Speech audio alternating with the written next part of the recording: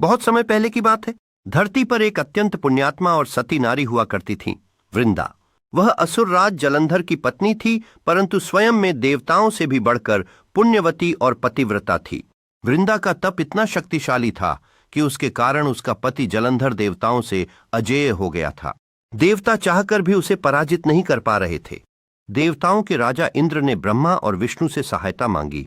ब्रह्मा ने कहा, जब तक वृंदा का पतिव्रता धर्म अडिग है, तब तक जलंधर को कोई नहीं हरा सकता। अब सभी देवताओं की नजर वृंदा की पतिव्रता शक्ति को भंग करने पर थी। तभी भगवान विष्णु ने एक उपाय सोचा।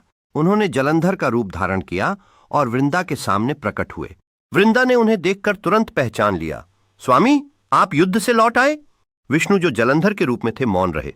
वृंदा ने उनके चरणों में बैठकर पूजा की अन्न खिलाया और पतिव्रता धर्म का पालन करते हुए उनकी सेवा की। उसी समय असली जलंधर युद्ध में मारा गया। जैसे ही जलंधर की मृत्यु हुई, वृंदा की पतिव्रता शक्ति समाप्त हो। तभी भगवान विष्णु ने अपना असली रूप प्रकट किया। वृंदा स्तब्ध रह गई। उसकी आंखों से आंसू बहने लगे। आप भगवान होकर भी एक सती स्त्री के साथ छल कर गए? वृंदा ने कांपती आवाज में कहा। भगवान विष्णु ने दुख के साथ उत्तर दिया, मुझे क्षमा करो वृंदे, ये सब लोगों की भलाई के लिए करना पड़ा। तुम धर्म की प्रतीक हो, तुम्हारी शक्ति से ही संसार का कल्याण हुआ है। इसके बाद वृंदा ने अपने शरीर का त्याग कर दिया, परंतु वृंदा का हृदय टूट चुका था। उसने भगवान को श्राप दिया, जिस प्रकार आपने मेरा छल किया है, उसी प्रकार आप भी स्त्री वियोग का दुख सहेंगे। भगवान विष्णु ने उसकी महानता को देखकर उसके अवशेषों से एक पवित्र पौधे की उत्पत्ति की, तुलसी।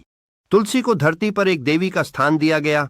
भगवान विष्णु ने घोषणा की, तुलसी मेरे हर पूजन में पहले पूजी जाएगी। जब तक यह धरती है, तुलसी की पूजा होगी।